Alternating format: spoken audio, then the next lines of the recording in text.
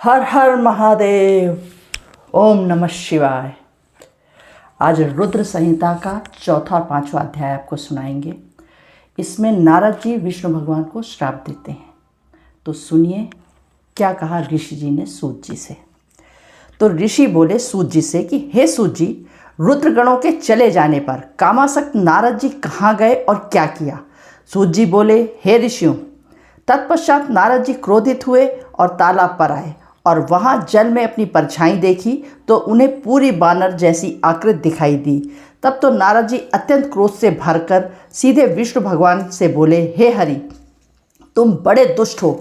अपने कपट से विश्व भर को मोहने वाले तुम दूसरों को सुखी होता नहीं देख सकते। तभी तो तुमने सिंधु मंथन के समय मोहिनी रूप धारण कर दैत्यों से अमृत का कलश छीन लिया था और उन्हें अमृत की जगह वारुणी पिलाकर पागल बना दिया था। यदि उस समय शंकर भगवान दया करके विषपान न करते तो तुम्हारा सारा छल कपट प्रकट हो जाता। देखिए, वेद ब्राह्मण को उच्च कहते हैं। इस बात को आज मैं प्रत्यक्ष करके दिखा दूंगा, जिससे तुम फिर कभी ब्राह्मणों को न सता सकोगे। हे विष्णु, तुमने स्त्री कलेश में से मुझे दूषित और स्वयं से के कपट ने राजा का रूप धारण किया था। अतएव जाओ, तुम इसी रूप में मनुष्य राजा होगे और इसी तरह स्त्री वियोग भोगोगे जिस तरह मैं भोग रहा हूँ। तुमने जो वानरों जैसी मेरी आकृति बनाई है वे वानर ही आकर तुम्हारी सहायता करेंगे और तुम मनुष्यों की तरह स्त्री वियोग में दुखित रहोगे। इस प्रकार का शाप सुनकर श्री विष्णु भगवान ने शाप अंगीकार कर लिया और विष्णु भगवान के साथ जो राजकुमारी दिखाई दे रही थी वो अदृश्य हो गई। तब तो विष्णु और नारद दोनों अपने अपने वास्तविक रूप में आ गए। इस प्रकार से नारद जी का माया से लुप्त हुआ ज्ञान फिर आकर उपस्थित हो गया। तब तो नारद जी बहुत पछताने लगे और अपने को धिक्कारते हुए भगवान के चरणों में गिरकर कहने लगे, हे भगवान, मुझे क्षमा कर दो। मैंने जो अज्ञानवश होकर आपको श्राप दिया है वो मिथ्या हो जाए, नहीं तो मैं घोर नरक में पड़ूंगा। हे भगवान, कोई ऐसा उपाय कीजिए जिससे मैं इस पाप से मुक्त हो जाऊं, क्योंकि मैं आपका ही दास हूं। अतः मुझे इस नरक यातना से बचा लो। तब विष्णु भगवान ने चरणों में पड़े हुए नारद जी को उठाकर गले से लगाते हुए कहा, हे नारद जी, चिंता मत करो, तुम परम धन्य हो। तुमने अहंकारवश शिव की आज्ञा का पालन नहीं किया है, इसलिए उन्होंने तुम्हारा गर्व नष्ट किया है। यह मेरे वचन सत्य समझो, क्योंकि वो परम ब्रह्मा सच्चिदानंद सत्य रज एवं तम से परे तथा निर्गुण और निर्विकार है। हे नारद जी, वे ब्रह्मा विष्णु और रुद्र इन तीनों रूपों में अपनी माया द्वारा प्रकट होते हैं। इसलिए अब आप सब शोक एवं संदेहों को त्याग कर केवल उन्हीं शिव का गुणगान करो और उन्हें ही सत नमन स्तोत्र का पाठ करो। इससे तुरंत ही तुम्हारे सब पाप नष्ट हो जाएंगे। अब पांचवा अध्याय। सूत जी बोले, हे शौनक, जब नारद जी इस प्रकार कहकर भगवान अंतर्ध्यान हो गए, तब नारद जी भी मृत्युलोक में आकर शिव के लिंगों का दर्शन करने लगे। इस प्रकार मुक्ति भुक्ति देने वाले अनेक शिवलिंग के दर्शन किए। वहाँ पर जब उन्होंने रुद्रगणों ने नारद जी से को देखा तो वे दोनों गण अपने शाप की मुक्ति के लिए उनके पास आकर चरणों में गिर पड़े और बोले, हे मुनिनाथ, आप अब हम पर प्रसन्न होकर हमारा उद्धार करें। नारद जी बोले, हे रुद्रगणों, उस समय शिव की इच्छा से मेरी बुद्धि भ्रष्ट हो चुकी थी, इसलिए मैंने मोहवश होकर आप लोगों को शाप दे डाला। किंतु मेरा वचन कभी मिथ्या नहीं हो सकता, परंतु अब मैं तुम्हें उस शाप से मुक्त होने का उपाय बताता हूँ, उसे सुनो।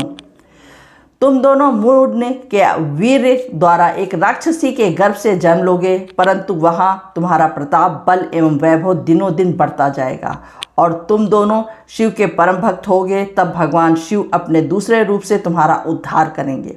सूत जी कहने लगे कि इस प्रकार नारद जी के कथन को सुनकर वे दोनों रुद्रगण प्रसन्न हो गए और वहाँ से चले गए। तब नारद जी भी शिव तीर्थों का भ्रमण करते हुए शीघ्र ही ब्रह्मलोक में आ पहुँचे और वहाँ ब्रह्मा जी को नमस्कार करके उनकी स्तुति की। इसके बाद हाथ जोड़कर बोले, हे पितामह, आप तो परम ब्रह्म का स्वरूप भली भांति जानते हो। आपकी कृपा द्वारा ही मैंने भी विष्णु भगवान के स्वरूप को समझा था, परंतु शिव तत्व को मैं नहीं सुन सका। अतएव अब मैं शिव पूजन एवं उनके अनेक सुंदर चरित्रों को सुनना चाहता हूँ। वे शिव सृष्टि के आदि में किस रूप से रहते हैं तथा सृष्टि के मध्य में उनकी कैसी लीला होती है और अंत में अर्थात प्रलय काल में वे सदाशिव महेश्वर कहाँ निवास करते हैं, वे सदाशिव किस प्रकार प्रसन्न होते हैं और वे प्रसन्न होने पर क्या क्या प्रदान करते हैं। छठा अध्याय, ब्रह्मा जी द्वारा तत्वों का वर्णन। ब्रह्मा जी बोले, हे ब्राह्मण, महाप्रलय के समय सब स्थावर जंगमों के नष्ट होने पर जब सूर्य ग्रह एवं समस्त तारों से रहित होकर अंधकारमय हो गया था, तब चंद्रमा, दिन, रात, अग्नि, पृथ्वी, जल कुछ भी नहीं था। प्रधान आकाश और अन्य तेज भी शून्य हो गया और सत असत स्वरूप कुछ भी न रह गया।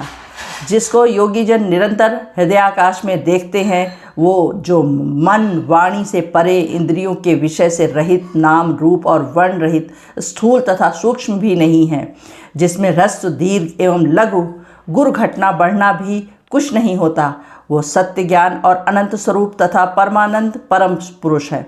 जो अमृत पर तत्व है वही सदाशिव की मूर्ति है। इसी को पंडित अर्वाचीन और प्राचीन ईश्वर की मूर्ति कहते हैं। उसने अपने शरीर से स्वच्छ शरीर वाली, कभी नाश न होने वाली शक्ति प्रकट की। वही प्रकृति गुणमयी माया और वही विकास से रहित बुद्धि तत्व जनन कहलाई। वही शक्ति अंबिका प्रकृति संपूर्ण लोकों की ईश्वरी, त्रिदेवों की माता, नित्य और मूल कारण कही गई, जिसकी 8 भुजाएं और जो विचित्र मुख वाली और शुभा है। सदाशिव ने उस शक्ति को साथ लाकर शिवलोक नाम के क्षेत्र की रचना की। उसी को काशी कहते हैं, जो परम मोक्ष को देने वाली और सर्वोपरि है। उस क्षेत्र में परमानंद रूप शिव पार्वती सहित निवास करते हैं। धनुषधारी शिव के स्मरण करने रहने पर, हे नारद, उन्हें किसी दूसरे पुरुष के निर्माण की इच्छा हुई। तब उन्होंने सोचा कि हम इसका भार किसी दूसरे व्यक्ति पर देकर शांति से काशी में जाकर शयन करें।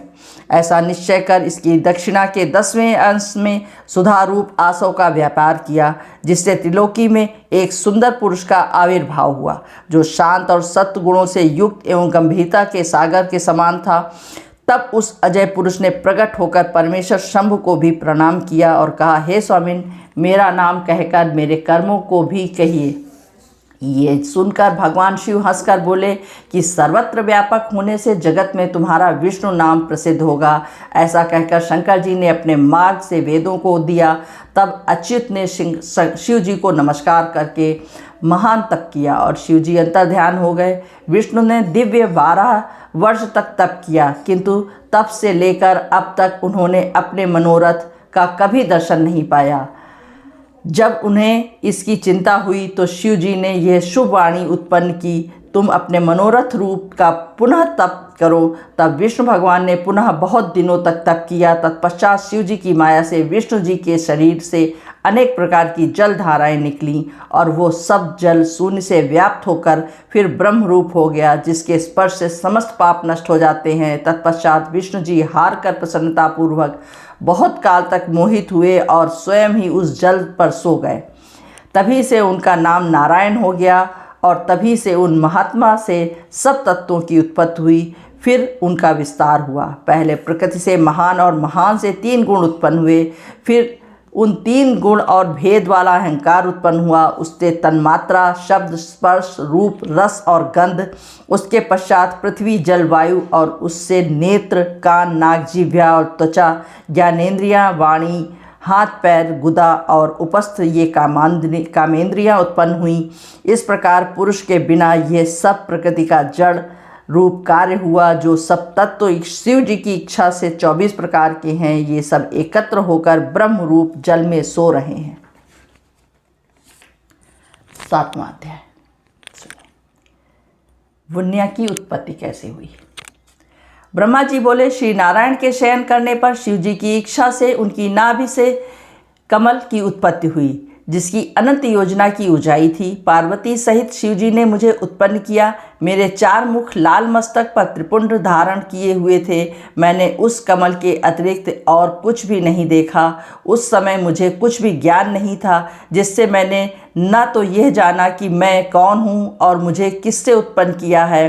कुछ ही क्षण पश्चात मुझे बुद्धि प्राप्त हुई और कमल के नीचे मैं अपने कर्ता को ढूंढने लगा। तब एक नाल को पकड़ता हुआ 100 वर्ष तक नीचे को चला गया, किंतु वहाँ भी मैंने कमल की जड़ को न पाया। फिर मैं कमल के ऊपर जाने की इच्छा करने लगा। हे मुनि, जब इस नाल के मार्ग द्वारा मैं ऊपर आया, वहाँ मुझे तप करने की मंगलमय वाणी सुनाई दी। इस मोहनाशक आकाशवाणी को सुनकर मैं अपने पिता के दर्शन की इच्छा से फिर तप करने लगा और 12 वर्ष तक कठिन तप किया। 4 भुजाधारी सुंदर नेत्र वाले भगवान विष्णु प्रकट हुए। सत असत में उस महाभुज नारायण भगवान को देखकर मैं बड़ा प्रसन्न हुआ और शिव की मायावश मैं पिता को न जानकर उससे बोला, तुम कौन हो? फिर मैंने अपने हाथ से उस सनातन पुरुष को जगाया, परंतु मेरे तीव्र हाथों द्वारा जगाए जाने पर भी वो क्षण मात्र के लिए ही जागे और मुख से बोले कि तुम निर्भय हो जाओ, मैं तुम्हारी संपूर्ण कामनाओं को पूर्ण करूँगा। तब उन मुस्कुराते हुए विष्णु जी से ऐसे वचन सुनकर रजोगुण से विरोध मानकर मैंने उन जनार्दन से कहा कि निष्पाप, क्या तुम नहीं जानते कि मैं सबके संहार का कारण हूँ? मैं साक्षात जगत का कर्ता, प्रकृति का प्रवर्तक, आदि ब्रह्मा और विष्णु से उत्पन्न होने वाला और विष्णु की आत्मा हूँ। वेद मुझे स्वयंभू, स्वराट, परमेष्ठी और श्रेष्ठ कहते हैं। हे नारद, जब मैंने ऐसा कहा तो रमापति भगवान मुझ पर क्रुद्ध हुए और कहने लगे कि अवश्य तुम लोक करता हो, मैं जानता हूँ, परंतु मेरे ही अविनाशी अंग से उत्पन्न हुए हो। क्या अब तुम निर्दोष नारायण जगन्नाथ को भूल गए? निसंदेह तुम नाभि से उत्पन्न हुए हो। चतुर्मुख देवों का ईश्वर मैं ही हूँ। मैं ही सबका कर्ता, हर्ता और व्यापक हूँ। मैं ही अद्वितीय परम ब्रह्म, पिता और परम तत्व हूँ। तुम मेरी शरण आओ, मैं तुम्हारी रक्षा करूँगा। भगवान विष्णु ने ऐसा कहा। तब मैं क्रोधित होकर बोला कि तुम कौन हो?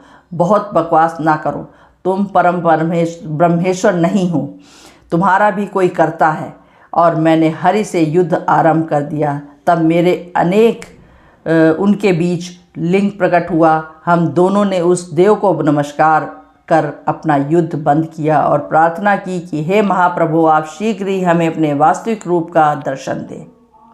इस प्रकार 7वें अध्याय का समापन होता है। अब कल हम आपको 8वें अध्याय में मिलेंगे, रुद्र संहिता के 8वें अध्याय में। तब तक के लिए आप लोग स्वस्थ सुखी व प्रसन्न रहिए और मेरे चैनल को सब्सक्राइब करते रहिए। ओम नमः शिवाय, ओम नमः शिवाय, ओम नमः शिवाय।